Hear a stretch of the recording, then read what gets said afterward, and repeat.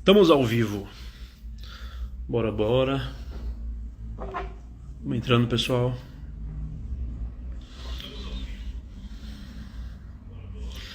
Deixa eu encaminhando a live aqui pra galera. Sejam bem-vindos.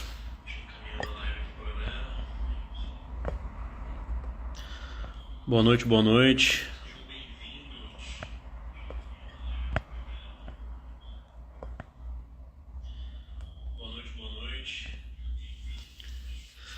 Samantha.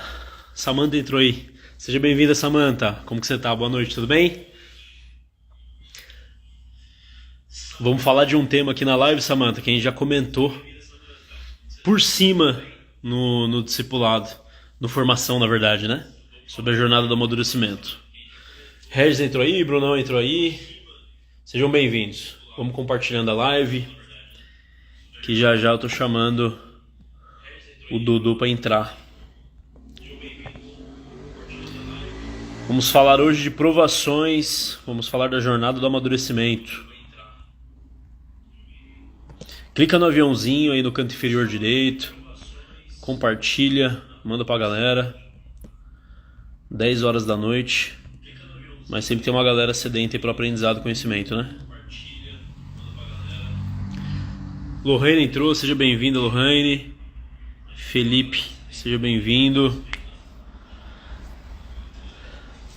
Tá com eco, meu irmão? É que ela está logada na live aqui do lado. Que bom que você avisou. já diminuindo o volume já. Meu irmãozão, quando você estiver pronto, solicita aí pra entrar, Dudu. Que eu já vou te convidar. A gente vai aguardando junto o pessoal entrar e já começamos. Ana Caroline, seja bem-vinda. Cauane Oliveira. Júlio Andolfo, seja bem-vindo, Julião.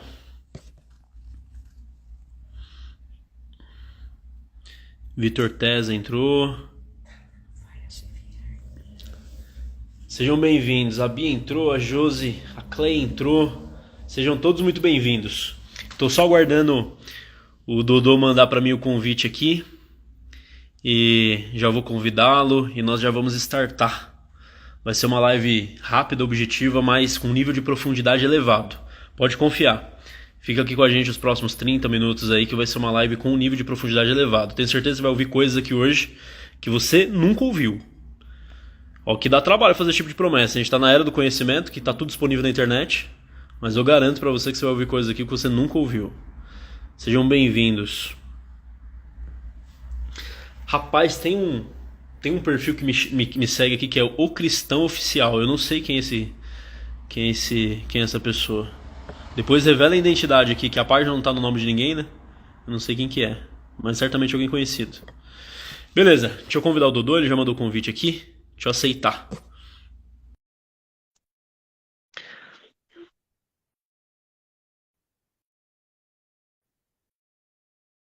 Lucinéia de Carvalho, seja bem-vinda. Fala, meu Opa! irmão. Ô, meu irmão, como é que tá? Só Eu tô glória? bem, graças a Deus. Bem Só também. alegria, graças a Deus. Tudo em ordem por aí? Tudo em ordem, graças a Deus. Melhor agora, participando dessa live aqui. Tenho certeza que vai ser muito gratificante. Show de E bola. Você é edificante também, né? Se Deus quiser. Você é especialista em live, né? Aprendi a fazer live com você, rapaz. Ah, Você tá 2 anos aí fazendo live, já 1 ano fazendo live? Quanto tempo você tá já? mais ou menos isso, mas quero ter mais constância agora, né? Fiz Fechou. umas, aí parei, fiquei um tempo, fiz outras, agora quero voltar com mais constância aí, com mais intensidade. Deus Show de quiser. bola. Maravilha, meu irmão. Ó, já entrou uma galera aqui. Vamos dar mais uns 2 minutinhos aí pro pessoal ir entrando. E aí a gente já entra, já foca no tema. Beleza? Agora é 10h08. Quando dá Fechou. 10h10 aí, a gente já entra no tema. Fechou, meu irmão. É isso aí. Elton, Elton entrou. Seja bem-vindo, Elton. Show de bola. Meu irmão, Vai ser top. Deus quiser, meu irmão. jornada de maturidade é um tema relevante, hein? Bastante, Porque né, irmão? aquilo que a gente vai alcançar na nossa vida, aquilo que Deus vai liberar para nós, o quanto de acesso que nós teremos, está diretamente relacionado à maturidade que nós alcançamos, né? Sim, com certeza. Tem coisa que para acessar só precisa de maturidade. A gente aprendeu isso ano passado, né? Tem coisas que os cristãos ficam pedindo, e nós ficamos pedindo, pedindo, pedindo, e não adianta pedir. É o tipo de coisa que você não vai receber, ao não ser que você tenha maturidade. Então, se não crescer em maturidade, se não deixar de ser menino e passar a ser homem, né? Passar a ser maduro, nós não acessamos, não recebemos. Tem coisas que enquanto não Certeza. atinge a maturidade, Deus não pode entregar, por mais que Ele queira. É isso mesmo, falou tudo agora. E às vezes a pessoa fica aguardando, né, receber a promessa de Deus, aí tarda durante um período, e o que ela costuma fazer? Jogar a culpa em Deus. Mas a mentalidade que ela tem que ter, Senhor, será que eu estou sendo menina agora? Aonde eu preciso amadurecer para poder ter acesso a essa promessa? Essa devia ser a oração dela.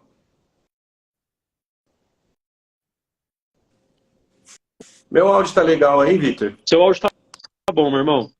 Seu áudio tá 100%. Eu tô te vendo bem, tô te ouvindo bem. Legal. Só pegando a anotação aqui. A Nai entrou, seja bem-vinda, Nai. E você postou um negócio nos seus stories hoje, na hora da divulgação da live. Eu vi o seu story, achei interessante. Que é a questão de... Tem uma jornada para o amadurecimento, né? Então, para adquirir de Deus algumas coisas, precisa de amadurecimento. Mas para chegar nesse amadurecimento, tem alguns desafios, né? Tem alguns desafios aí pela frente. Tem uma... a criança, quando ela está crescendo, tem um negócio que chama dor do crescimento, né? Quando você está naquela fase que você espicha muito rápido, tem a dor do crescimento. E existe a dor da maturidade também. Para Com você certeza. amadurecer, existem alguns desafios que você precisa estar disposto a viver, né? Com certeza, com certeza. E você falou tudo, né? Tem que estar disposto. Porque a maturidade cobra um preço, né? Com certeza. Eu acredito que você vai falar disso, meu irmão. Mas eu acredito que você vai falar disso. Mas a maturidade para José cobrou um preço, né? Então, Cobrou. o Senhor entregou uma promessa para ele chegar nessa promessa, precisava ser maduro.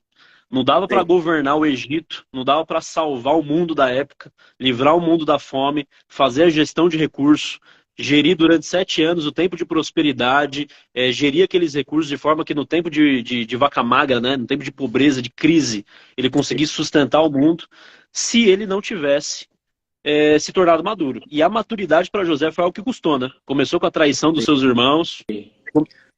Foi um processo doloroso para ele, né? Que ele teve que passar, porque a promessa nada mais foi do que um pontapé inicial. Só que no momento que ele recebe a promessa, ele ainda é um garoto, é um menino, né? Então ele teve que passar uma jornada, um processo de amadurecimento, para quando chegasse o cumprimento da promessa, ele estivesse maduro o suficiente para receber. Pois é, muitas pessoas não entendem que o fato de Deus fazer uma promessa não muda o fato que haverá um processo, né? Com A certeza. promessa, ela não exclui o processo. Pelo contrário, quanto maior a promessa que Deus faz, maior será o processo, né? Com certeza. Com Quanto certeza. maior a colheita que Deus promete, maior terá que ser o plantio. Quanto Sim. maior a posição que Deus promete, maior são os desafios, né? Com certeza. Então, como Deus prometeu para José, ele foi lá e teve o sonho da lua, do sol e de 11 estrelas se prostrando, né, ao redor dele. Ou seja, ele ia ocupar uma posição de governo. Sim. Mas para ele conseguir exercer esse papel, o nível de maturidade de alguém que vai governar, então, de acordo com a posição que você vai alcançar, de acordo com a posição que Deus vai te pôr, existem níveis de maturidade mais elevados. E a posição que Deus colocaria José precisava de um nível de maturidade muito elevado. Por isso que o processo dele foi muito desafiador, né? Sim, isso mesmo. Davi a mesma coisa. Deus promete, ele vai lá, recebe a unção de Samuel, né, para se tornar rei. E aí passa algumas fases, ele começa a ser perseguido por Saul. Como que Deus promete que eu vou ser rei? E aí na sequência começa a ser perseguido pelo atual rei.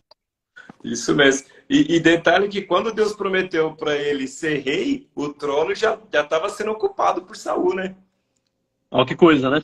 Sim. Então, o fato de Deus prometer que o povo vai entrar na terra prometida, vai entrar na Canaã, não muda o fato que tem 40 dias ou 40 anos de caminhada.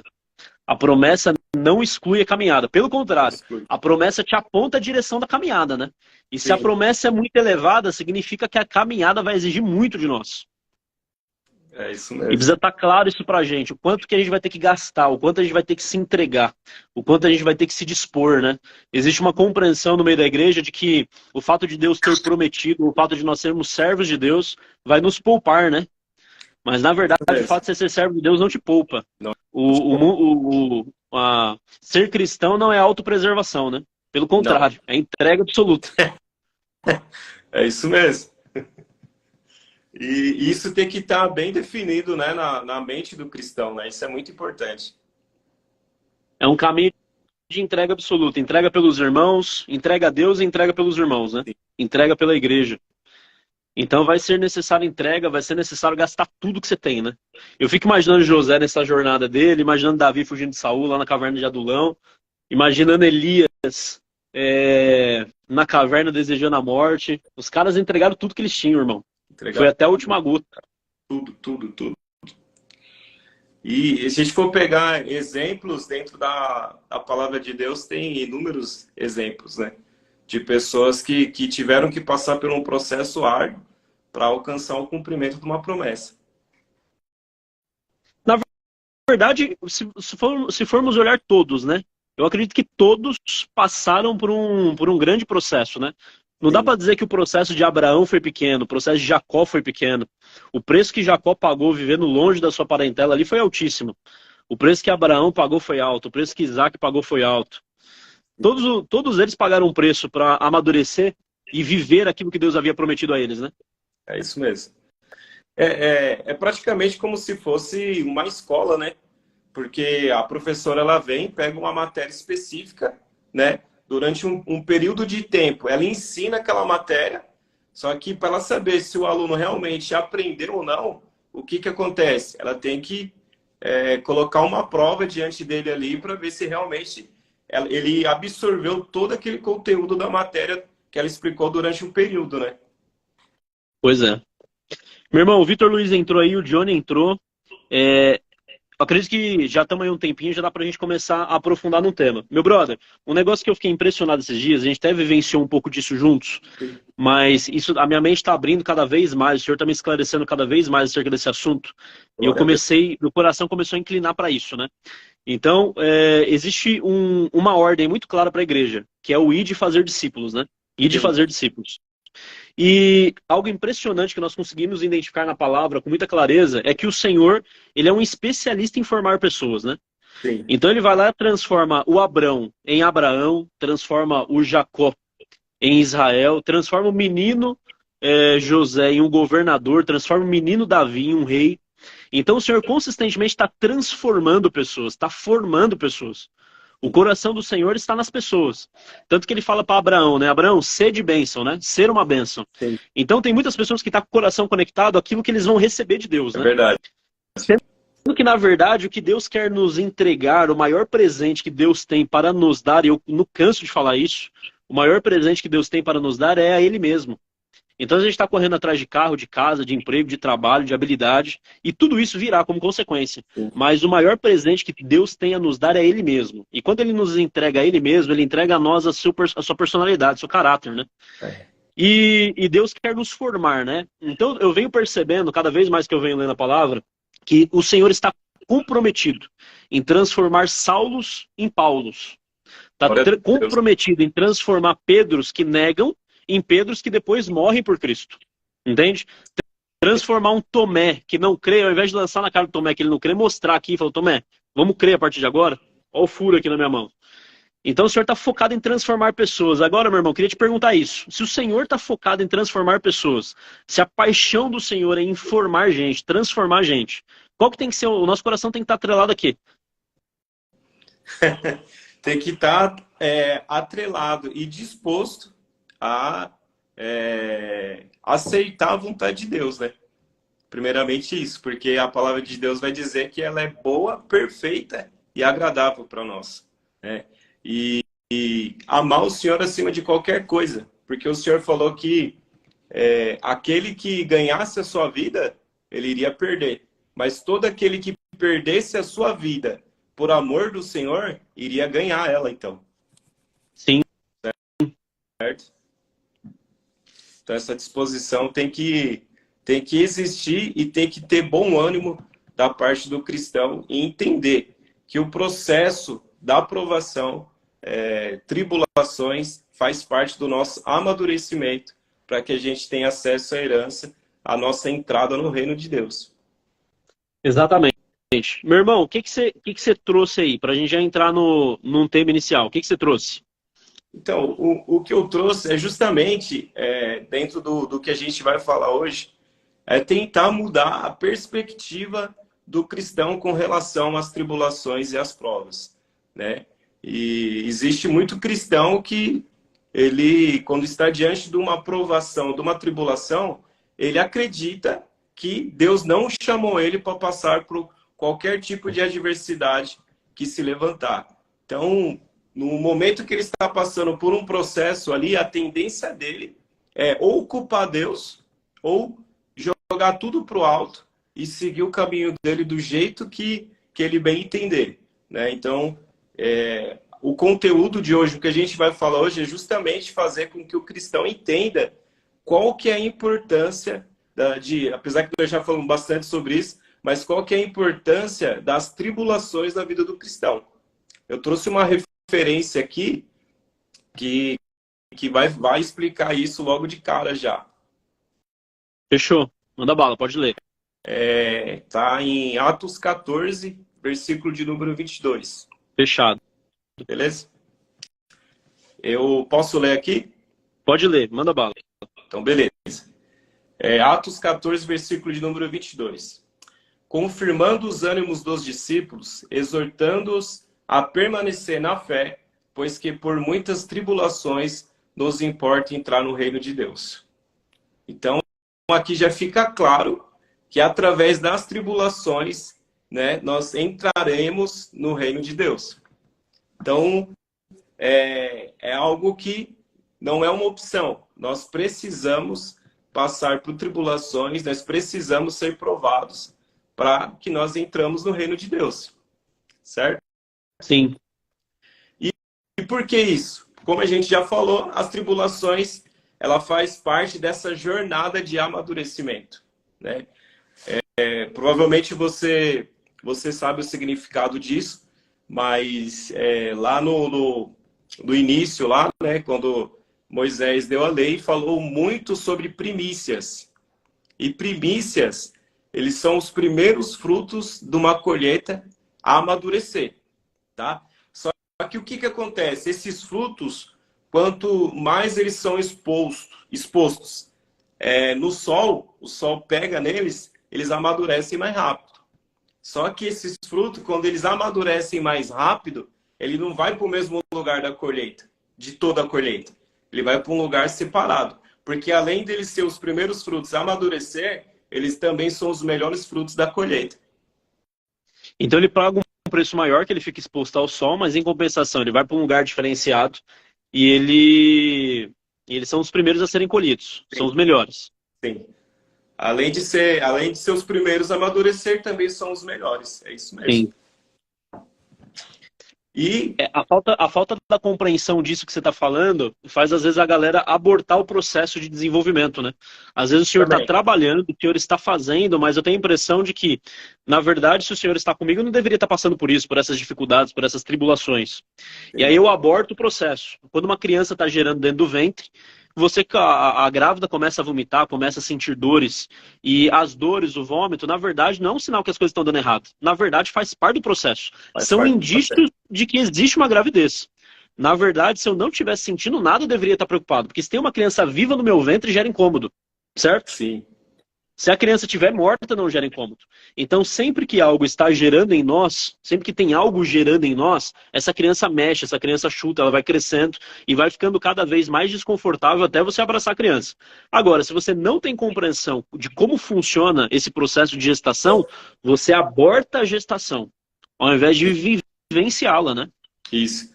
E detalhe, Vitor, que quando vai se aproximando ali, o momento da mulher dar luz, essas dores, elas se intensificam ainda mais, né? Literalmente. Sempre pior antes de melhorar, né, irmão? Sim. Agora imagina, Deus te promete algo, essa promessa é o pontapé inicial para você começar a sua jornada de amadurecimento, né? Então vai ter provações, vai ter tribulações, independente de quais sejam. E no final, quando estiver próximo de você receber, isso ainda vai intensificar um pouquinho ainda mais, né? Até você chegar ao ponto de realmente apalpar a promessa. Pois é. Quanto mais próximo vai chegando, mais difícil fica. Eu fico imaginando José. José, ele recebe a visão, num primeiro momento ele é vendido. Aí Sim, quando ele chega lá no Egito, ele vai para a casa de Potifar e começa a governar na casa de Potifar. Ele fica como responsável de tudo.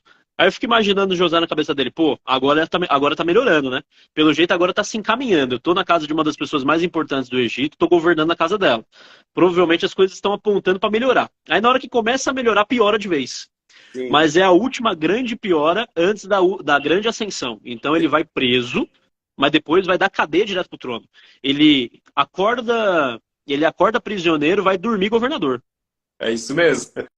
Igual uma grávida, ela acorda com muita dor, vai dormir com a criança no colo. O dia mais difícil é o dia mais feliz também.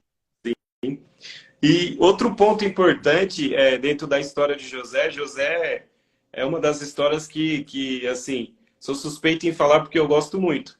Mas a gente aprendeu juntos recentemente também que quando José estava dentro da prisão, estava um copeiro, não é isso? E um padeiro É isso. junto com ele. Sim. E os dois tiveram sonhos, né? E resumindo bastante, né? José ele interpreta o sonho dos dois e ele fala para o copeiro, ó, lembra-se de mim quando você estiver lá. Só que o que acontece com o copeiro? Ele Esquece. esquece. E às vezes, a gente lendo a história e vê que o copeiro esqueceu, pode até passar na nossa cabeça, mas e aí? Será que não era para ser aquele tempo, quando ele fosse lá, já chegasse no palácio de Faraó, já não era para ele ter lembrado de José? Mas o que, que acontece com o padeiro? O padeiro morre. E se ele tivesse lembrado naquele momento em que o padeiro morre, José não tinha sido governador, mas sim padeiro. Tinha sido padeiro. A vaga que estava aberta era para padeiro. Então, o processo ele tem que ser respeitado, né, Vitor? Tem o tempo certo, né? Tem o tempo certo. Então, você tem que passar pelo processo e respeitar o tempo do processo. Não adianta a gente querer espernear, adiantar, abortar. Não. Ele tem um tempo determinado, né? E você precisa respeitar esse tempo aí. Eu posso. A grávida, meu irmão, ela tem uma vantagem em comparação a Sim, nós, cristãos que estamos em um processo. A grávida sabe que é só 9 meses. é verdade. Então ela sabe que ela tá piorando, né? Tá ficando mais difícil, mas ela sabe que são só 9 meses. E quando você sabe quando termina, isso gera esperança. Agora, já na vida do cristão tem que ser por fé. O José não sabia que ele ia acordar prisioneiro e ia dormir governador. Então, os processos da nossa vida, a gente precisa ficar confiante em Deus. Você não sabe quando acaba. Você não sabe quando vira, né? É verdade. Quando muda a estação. Por não ter essa clareza de quando muda a estação, você tem que fazer igual está escrito, né? Traga à memória aquilo que te dá esperança. Você precisa ficar alimentando o seu coração de esperança, ficar firme na promessa, crendo que ela chegará. Por mais que você não sabe a data exata que ela virá, quando o tempo vira, né? Quando o ciclo muda. É isso mesmo. É isso mesmo. É forte isso, né, irmão? É Forte forte. e é essencial o cristão saber disso, cara. Sim. Eu te interrompi. O que você ia ler na sequência agora? Não, eu ia dizer que eu sou prova disso, né? Porque hoje eu estou abraçando uma promessa que Deus fez na minha vida de 12 anos atrás. Mas eu tive que aguardar, esperar 12 anos. Teve um momento que bateu o desânimo, mas sempre eu fui nos pés do Senhor. E o Senhor sempre falou assim para mim que não era tempo ainda. Então eu fui obrigado a respeitar o tempo. Sem perder a fé e a esperança na promessa. Sem perder a fé e a esperança na promessa. Por mais que muitas das vezes isso, durante a jornada, ela vai bater. A desconfiança vai querer chegar, né? Mas você tem que estar bem firme na promessa. Sim. Mas beleza. Eu ia ler uma referência aqui que é o que você já... Acho que você... Não lembro se você comentou, né? Que de Gálatas 4. Sim, pode ler. Eu vou ler aqui Gálatas 4, versículo 1, do 1 ao 7. Fechou, manda.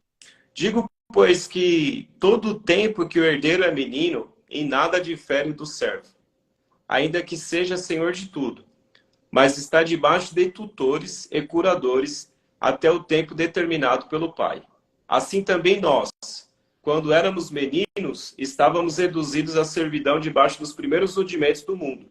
Mas vindo a plenitude dos tempos, Deus enviou seu Filho, nascido de mulher, nascido sob a lei, para remir o que estavam debaixo da lei, a fim de recebermos a adoção de filhos. E porque sois filhos, Deus enviou aos vossos corações o Espírito de seu Filho que clama, Abba, Pai.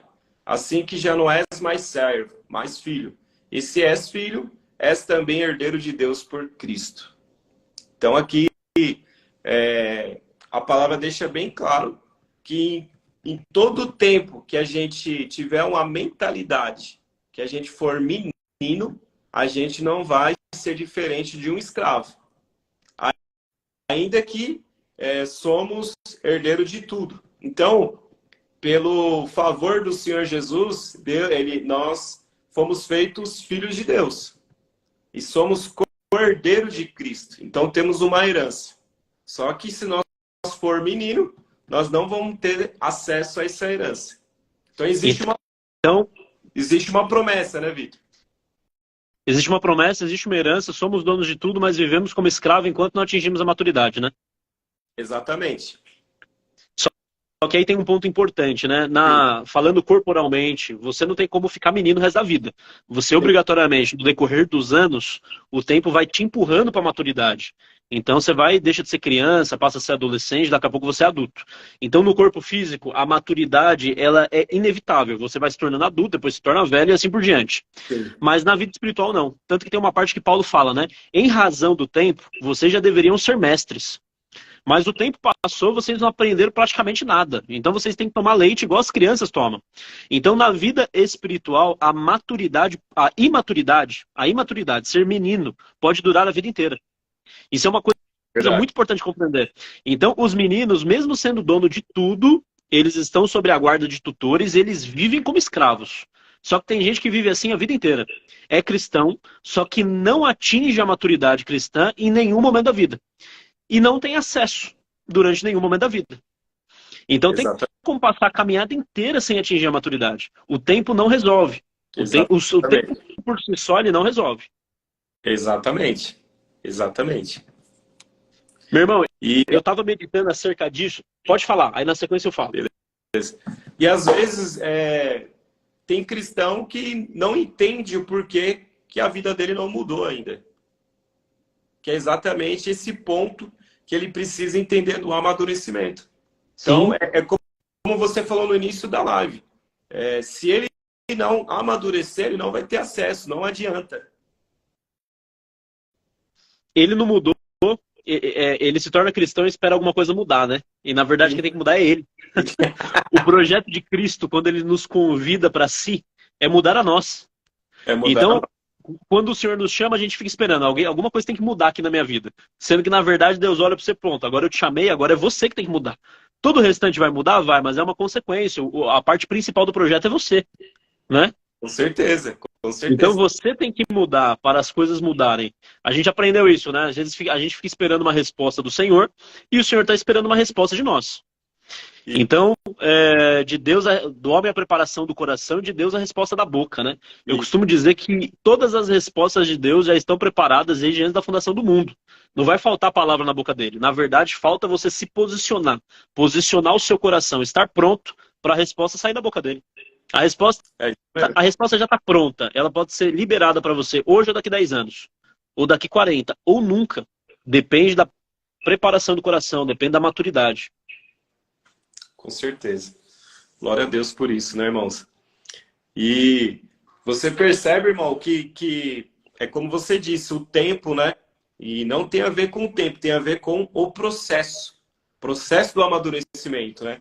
Você vê que o povo saiu quando saiu da terra do Egito, o rumo à terra prometida, a caminhada, se eu não estiver enganado, salvo erro, era de 3 dias. Mas quanto tempo o povo ficou na trajetória ali do deserto até conseguir chegar na terra prometida? 40 anos, né? 40 anos. O deserto dá para você chegar um exemplo, né? Dá para você chegar em 40 dias, ou dá para você chegar em um ano, ou dá para chegar em 2, em 4 ou em 40. Ou dá para nunca chegar, né? Ou dá para nunca chegar. É importante a gente lembrar que teve gente que morreu no deserto. Olha só que interessante. O Senhor faz uma promessa, fala que vai tirar o povo do Egito e vai levar para a terra prometida. Só que essa promessa não cumpre com todos. Cumpre com alguns só. Então, eles saem do Egito e tem gente que morre no deserto. Ou seja, eles saíram debaixo de uma promessa. Eles saíram com o mandar de Deus. Mas eles não chegam onde Deus falou que eles chegariam. Por quê? Porque eles não entram com a parte deles. Então, o deserto era um processo de aprendizado para eles. Eles precisavam adquirir uma maturidade no deserto para depois que eles entrassem na terra prometida, eles não a perdessem. Que no final das contas acabou perdendo, né? Saiu como escravo de novo depois. Mas no deserto, se você aprender rápido, você chega rápido. Se você demorar para aprender, você chega em 40 anos. Se você não aprender, você morre nele. No deserto, ou você aprende ou você morre nele. É isso mesmo. Tanto é de tantos que saíram, só 2 entrou na terra prometida, que foi Josué e Caleb, né? Que foi Josué e Caleb. O restante isso é muito morreu importante. Tudo no deserto. Morreu tudo no deserto. É muito importante, irmão, eu, você e todo mundo que está na live aqui entender. Tem promessa que Deus fez e que você não vai alcançar, ao não ser que você aprenda a lição. O povo no deserto, eles ficaram rodando, e teve gente que não aprendeu. Quem não aprendeu, não chegou. Então tem coisas que ou você atinge a maturidade, ou se prepara, ou nunca vai cumprir. Não está em Deus, está em você. Está em você. A resposta está em nós. Eu costumo dizer, meu irmão, que nós entregamos a matéria-prima, para o Senhor trabalhar. O Senhor faz tudo em todos, e Ele é tudo em todos. Mas nós entregamos a matéria-prima. Então, o Senhor pode te ensinar sobre os mistérios, te entregar sabedoria, mas você vai precisar ler a palavra. Se você não entrega ali pelo menos uns 30 minutinhos por dia como matéria-prima para o Senhor de leitura da palavra, Ele não tem oportunidade de te esclarecer sobre a palavra. Se você não ora ali pelo menos uns 30 minutinhos por dia, 1 horinha por dia, conversando com o Senhor, como que a gente quer que Ele fale conosco? Né? Então, nós precisamos entregar o recurso. O Senhor é o oleiro, né? Mas a gente precisa estar disposto a ser o barro na mão dele. Você não entrega o barro? É isso mesmo. Glória a Deus, irmão. Louvado seja Deus. E você falou desse trecho da palavra, né? E se eu não estiver enganado, em Oséias está escrito que o povo perece por falta de conhecimento, irmão. Pois é. Perece. Perecer. E já que a gente está falando pegamos esse exemplo do povo que saiu do Egito, né? Tem uma referência aqui se tratando disso, né?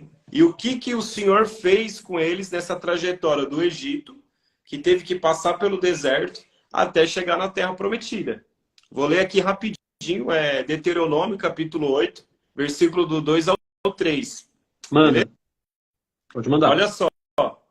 E te lembrarás de todo o caminho pelo qual o Senhor teu Deus te guiou no deserto esses 40 anos, para te humilhar, olha só, e te provar, para saber o que estava no teu coração, se guardaria os seus mandamentos ou não.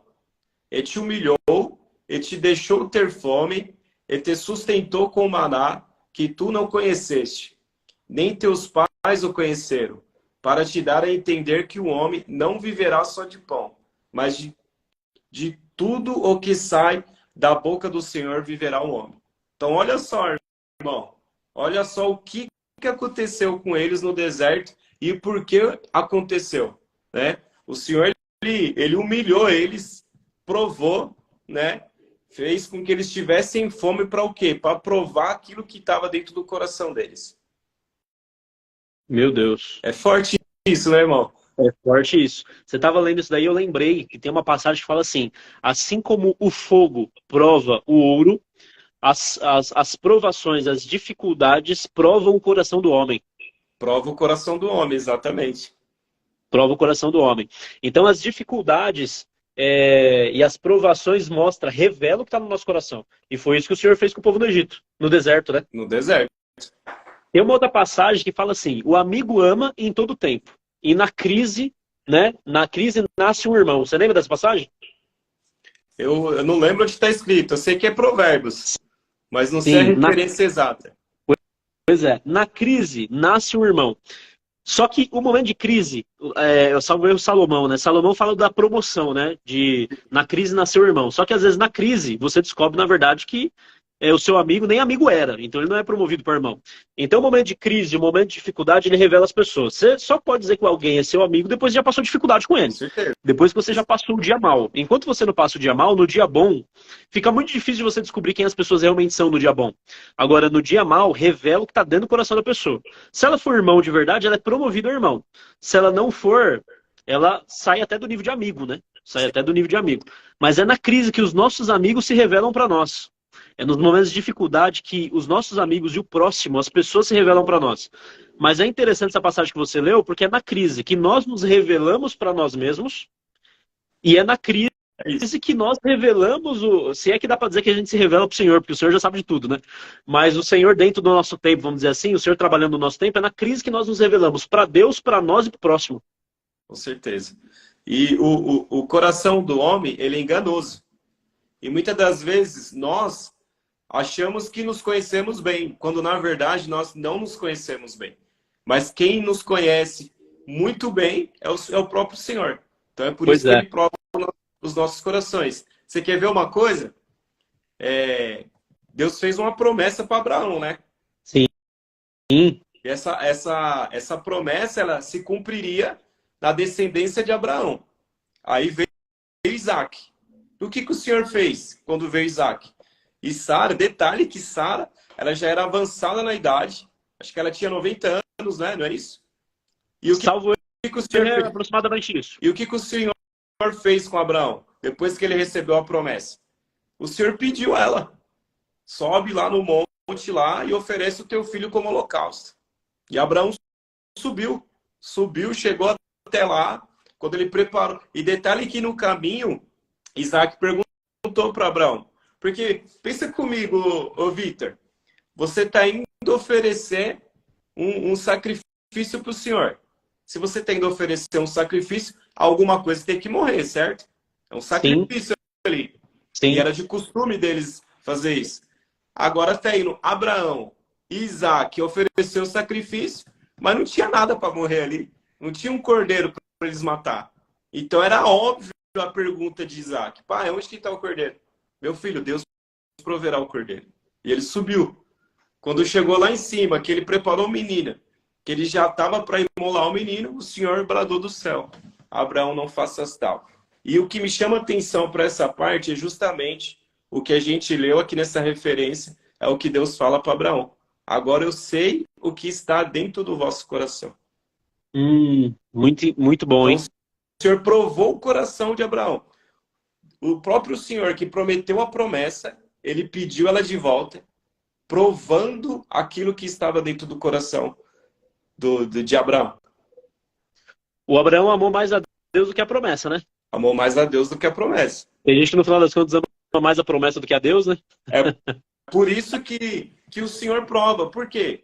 Porque se o meu coração só está na promessa e não, meu coração não está naquele que fez a promessa, durante a jornada, se eu perceber que ela está demorando, por isso que a palavra vai dizer que a prova prolongada, ela enfraquece o crente, não é isso? Sim.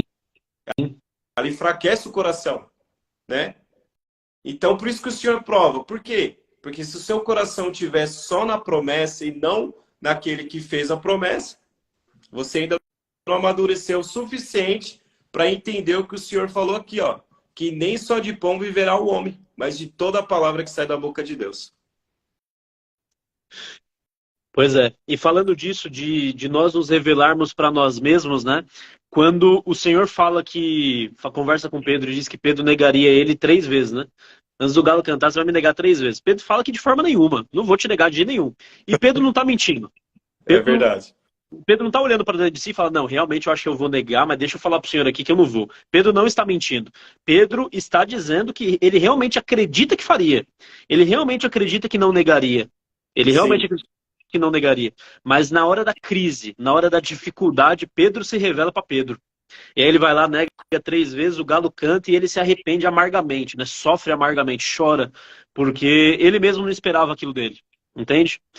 Então, o momento da dificuldade nos revela a nós mesmos. Jesus já sabia que Pedro negaria, mas o próprio Pedro não sabia que negaria. Isso é muito forte, né? Porque ele estava sendo sincero, e a sinceridade dele era tal ponto, porque ele não conhecia ele próprio. Ele não Sim. sabia que diante da situação ali, da dificuldade, que a vida dele seria colocada em risco, ele não saberia que naquele momento realmente ele não estaria tão disposto a morrer por Cristo. Pois é. Tem muita gente, meu irmão. Atualmente a gente tem essa questão do. Não vou dar esse exemplo, não que vai ficar ruim, mas nós temos um otimismo exagerado na igreja, um pensamento positivo na igreja. Obviamente a palavra fala que nós temos que trazer à memória aquilo que nos dá esperança. Mas nós temos às vezes uma visão na igreja de uma parte da igreja, né? Tem gente que acha que é só sofrimento, não é só sofrimento. E tem gente que acha que é só alegria, também não é só alegria. Existem os momentos bons e os momentos ruins, existem as estações, os ciclos e as adversidades. E aí tem uma parte que está escrita assim: no dia da adversidade, no dia da prosperidade, goza do bem. Então, no dia da prosperidade, se aproveita, goza do bem. Mas no dia da adversidade, considera. Porque o Senhor fez este em oposição àquele. Então, foi o Senhor que fez os 2 dias. Tem uma outra parte da palavra que diz assim: o pobre e o rico têm algo em comum. Sabe o que é algo em comum que o pobre e o rico têm? Qual é? Ambos foi o Senhor que os fez. E os pobres sempre terão entre vós, né? Uma outra coisa que está escrito. Então, assim, o dia da prosperidade e o dia da adversidade, ambos foi Deus que criou. O sol e a lua foi Deus que criou, dia e noite, verão e inverno, os ciclos foi Deus que criou, vida e morte. Então, no dia da prosperidade, goza do bem. No dia da adversidade, considera. Então, o dia da prosperidade tem um intuito, tem um motivo para ela. O motivo do dia da prosperidade é o desfrute. Aproveita daquilo que Deus te deu. Você conseguir desfrutar daquilo que você tem, dos bens que Deus te deu, é dom de Deus, está escrito na palavra. Que desfrutar daquilo que você tem, do seu trabalho, daquilo que você tem, é dom de Deus. Então, no dia da prosperidade, você goza do bem. No dia da adversidade, você considera. Aprende com esse dia. Mas ambos os dias foram feitos por Deus, ambos os dias foram estabelecidos e cada um tem o seu motivo, tem o seu propósito. Não adianta você achar que o dia da prosperidade não vai chegar. Pô, se não chegar o dia da prosperidade, você tem alguma coisa errada, tem que chegar o dia. Assim como o dia da adversidade, ele virá. E eles são cíclicos, cara. Não é só dia de prosperidade, não é só dia de adversidade. Ele vai ciclando no decorrer da vida. E você tem que, e nós, né, temos que ser igual Paulo. Paulo diz: sei ter abundância de pão e sei padecer necessidade. Ou seja, Paulo estava exercitado, irmão. Paulo estava exercitado no dia bom e Paulo estava exercitado no dia mau. Se precisasse passar necessidade, seja qualquer tipo de necessidade, espiritual, de alimento, emocional, qualquer situação que tivesse passado necessidade, Paulo tinha flexibilidade, adaptabilidade e aguentava passar por dificuldade. E se fosse para viver o dia da prosperidade, para Paulo estava tudo bem, ele não se embriagava. Tem gente que se embriaga no dia bom ou se revolta no dia mau. No dia mau você dá graças e no dia bom você entende que você não é tudo isso também. Foi Deus que proporcionou aquele dia, né? É verdade. É verdade.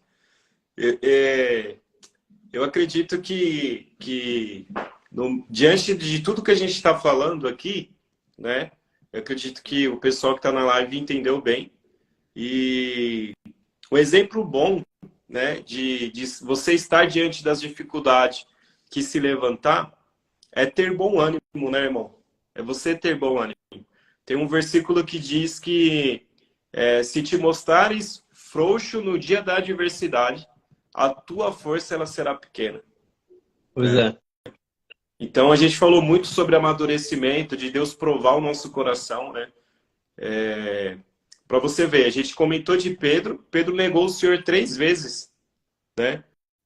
Mas depois que eles começaram a fazer todo aquele movimento da igreja, um dia eles foram pegos lá, porque eles estavam pregando no templo, né? Tava Pedro e João. Eles foram açoitados, só que eles não saíram reclamando, muito pelo contrário. Eles saíram regozijando porque eles se acharam dignos por sofrer algum tipo de afronta por amor ao nome do Senhor, irmão.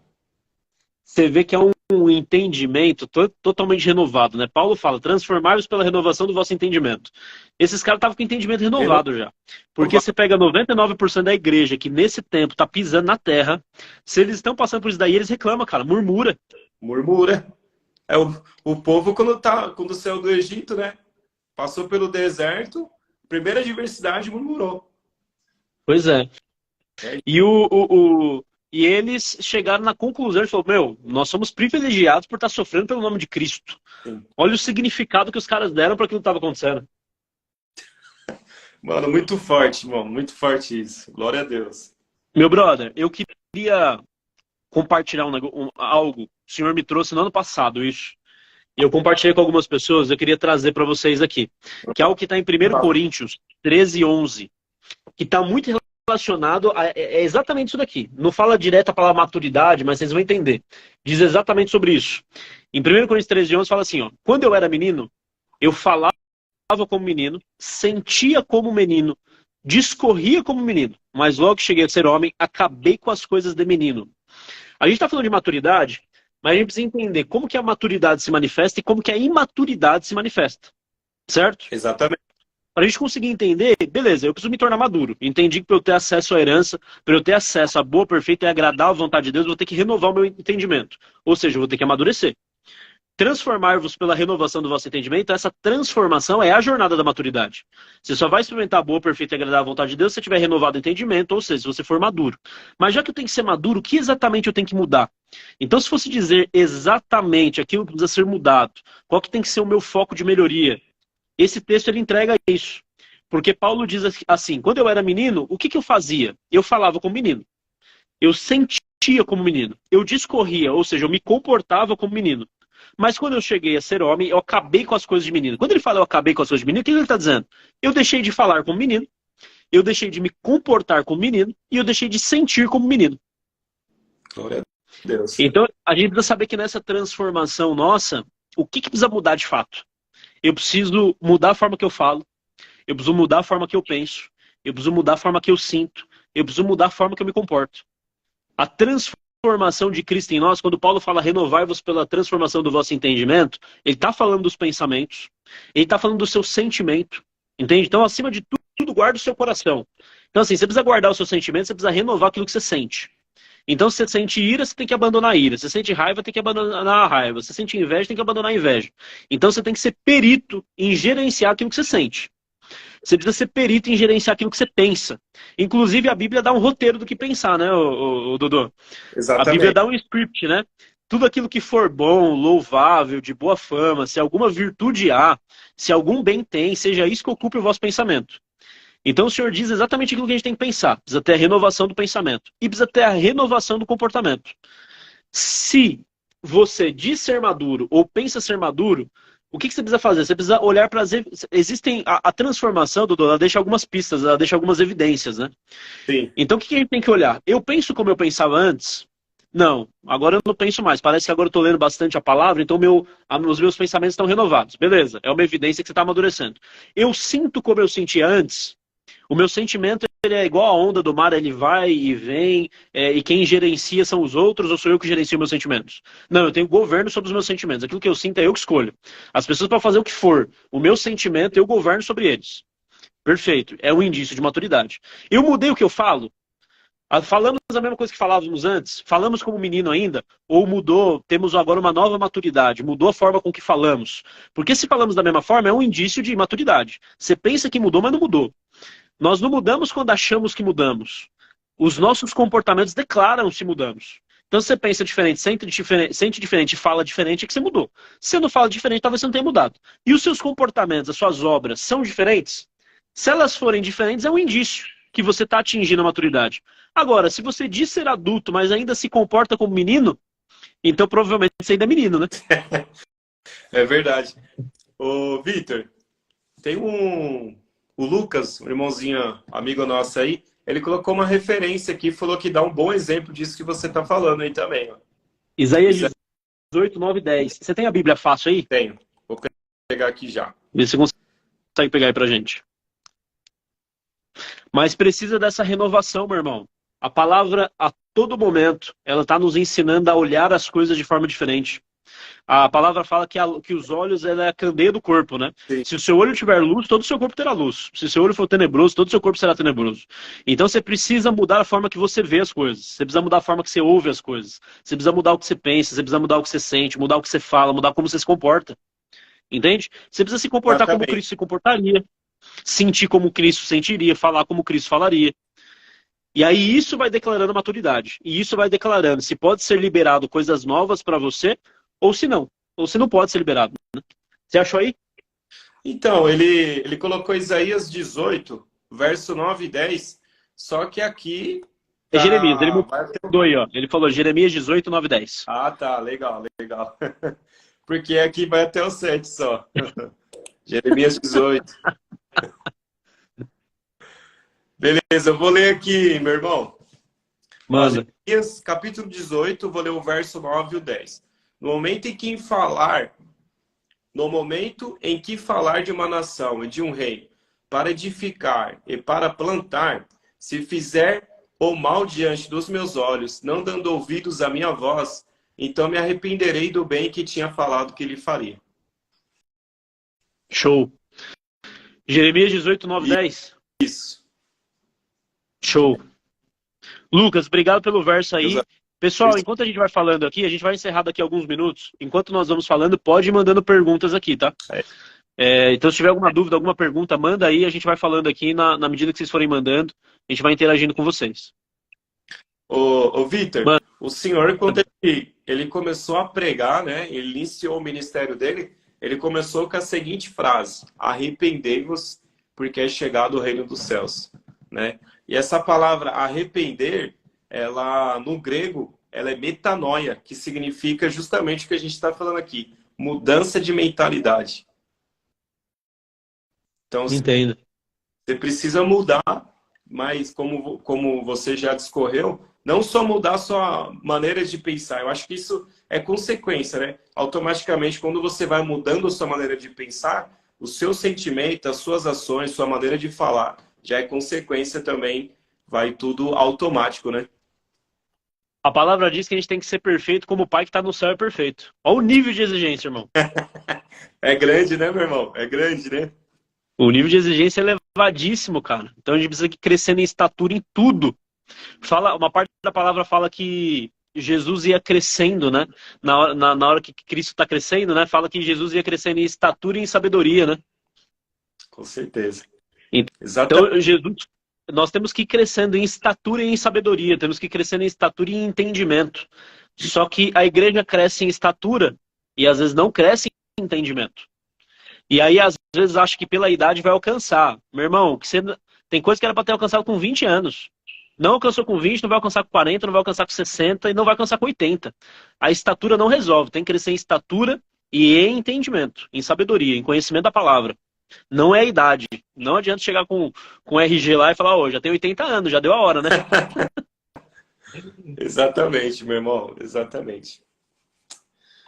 E a gente falou sobre amadurecimento, sobre crescimento, né, irmão? E esse assunto é um assunto que eu gosto bastante também, viu, Vitor? Só que, além de tudo que a gente falou, a questão da promessa, como a gente falou no início, né? Tem a promessa principal, que é o que você falou. Que o Senhor é a nossa promessa, né? Ele falou que aonde ele estivesse, nós estaríamos com ele também, né? Então, apesar das adversidades, das tribulações que vai nos gerar um crescimento, mas tem a recompensa também, né? Que nós receberemos. Sem dúvida. E quem permanece firme é aquele que tem a recompensa clara, né, irmão? Isso muda o jogo. Quando você resolve desistir, porque desistir é uma decisão, quando você decide desistir, é que você tirou o olho do alvo e voltou o olho para a dificuldade. Mas Paulo fez o exato inverso. Paulo falou assim, considero tudo isso aqui que eu estou passando pequeno. Então, assim, essas leves e momentâneas tribulações. Só que, assim, Paulo chamava de leve aquilo que para 99% da igreja seria pesadíssimo. Ele chamava de momentânea situações que parecia que se prolongava durante uma vida inteira. Era anos. O momentâneo dele não era uma dificuldade de uma semana. O momentâneo dele era coisas que estavam se perdurando fazia muito tempo. Então ele chamava de leve e momentânea tribulação. Mas por que ele chamava de leve e momentânea? Porque ele estava comparando, não com a dificuldade do irmão. Então eu não estava comparando com a dificuldade do meu vizinho aqui. Porque se ele fosse comparar com a dificuldade do vizinho, ele estava lascado. Porque todo mundo tinha dificuldade menor que a dele, né? Sim. Ele era o que mais trabalhava, o que mais gerava impacto, automaticamente o que tinha os maiores desafios. Então, se ele fosse comparar com alguém da Terra aqui, fala, meu, depois ele fala, né? Eu trabalhei mais do que todos vós. Cheguei depois e trabalhei mais. Então, ele tinha mais dificuldade que todo mundo. Mas ele não compara com a dificuldade dos irmãos. Ele está olhando para o alvo. Então, ele fala, uma leve e momentânea tribulação comparada à glória que eu receberei, ao peso de glória que me será entregue. Então, comparado à recompensa, isso aqui que eu estou passando é fácil. Então, é essa questão, né? Questão de manter o alvo claro. Sim. Inclusive, isso que você está falando, essas duas referências, eu tenho anotado aqui, né? Que a primeira está em Romanos 8:18, Romanos capítulo 8, verso 18, que ele diz assim, ó, porque para mim tenho por certo que as aflições deste tempo presente não são para comparar com a glória que em nós há de ser revelada. Pronto. Top, Ele tá muito claro com o alvo, né, irmão? Para aquilo que ele vai receber. Ele tem total clareza disso, irmão. Ele não tem dúvida. Pois é. Paulo tirou a vida, irmão. Paulo tirou a vida para plantar. Falou, meu, quer saber? Eu vou deixar para desfrutar na eternidade e eu vou pegar essa vida aqui para entregar. Entende? A semente ela tem que se entregar. Vamos ficar dentro da terra, no escuro, vamos pagar o preço e depois nós vamos sair para fora e vamos aparecer.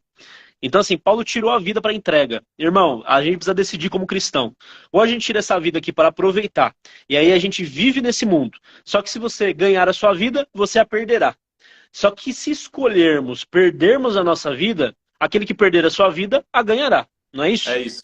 Então a gente precisa tirar essa vida, irmão. Precisa decidir. O que a gente quer fazer com a vida? A gente tem lá 80 anos de vida, um volume de horas, quantidade de semanas. A gente tem um tempo cronometrado. Deus nos deu um capital. E esse capital, dia após dia, está sendo gastado. A questão é com o que está sendo gastado. Se a gente pegar todo o nosso capital para investir na eternidade e tirar essa vida para plantar, então fala assim, mano, eu sou uma semente, eu estou entregue. Eu vou deixar para colher na eternidade. Aqui eu vou entregar. Obviamente, nós recebemos a recompensa aqui, porque é melhor dar do que receber. Então, aqueles que se entregam desfrutam muito. Então, Paulo passou dificuldade, mas ainda na terra ele viu o terceiro céu. Sim. Não é isso? É verdade. Então, Paulo desfrutou. Então, assim, quem resolve se entregar, desfruta muito. Mas precisa tirar essa vida para entregar, irmão. Precisa servir. Não tem o que fazer. É isso. Eu não sei agora qual que é a referência disso, mas está escrito na palavra que se a gente fizer exatamente isso que você está falando, nós teremos condições de reinar em vida. Isso é bom, hein? Então, se nós decidimos entregar a vida, aqui nesta vida, nós teremos condições de desfrutar de tudo isso que você está falando. Né? Quando nós falamos de dificuldade, a dificuldade, irmão, real é só para carne. É só pra carne. Porque existem os prazeres da carne, mas existem os prazeres do espírito, né? Por que a igreja vê como difícil servir a Deus? Porque você tem que renunciar à sua carne. Aí você olha para a dificuldade da renúncia da sua carne e você tem a sensação que você está perdendo. Você não está perdendo, você está ganhando. Porque aquele que desfruta os prazeres da carne não desfruta os prazeres do espírito e da alma, mas aquele que nega os prazeres da carne, ele desfruta os prazeres do espírito e da alma. E os prazeres do espírito, eles são superiores aos prazeres da carne. É que a igreja não conhece. Mas aquele que chega a Cristo, rios de água viva transbordarão de dentro dele. Não é isso que a palavra fala? Então existe um prazer em estar na fonte, né? Estar conectado com o Senhor. De estar ligado na videira e receber a seiva da videira para produzir o fruto. Entende? Exatamente. Existe o prazer. Perdão, pode falar. Não, é isso. É igual na época de Noé, né, irmão? Tô mexendo aqui que tem um torcicolo aqui. Mas é igual na época de Noé, né, Vitor? O que aconteceu? Está escrito que o povo casava e davam-se em casamento. Eles estavam fazendo o quê? Vivendo a vida deles do jeito que eles queriam. Né? Mas quando chegou o momento da arca ali, que a arca se fechou, já não adiantava mais, irmão. Então, quando você decide renunciar aos seus prazeres da carne para viver os prazeres do espírito, Esses prazeres no espírito, ele não tem uma limitação. Meu brother, apareceu pra mim aqui que em 20 segundos vai encerrar nossa live. Deu 1 hora. Pai da glória. Que bom que o Instagram interrompeu nós. Senão eu ia ficar aqui até 2 horas da manhã. Não ia levantar amanhã 5. Pode crer. Galera, Deus abençoe. Tamo junto.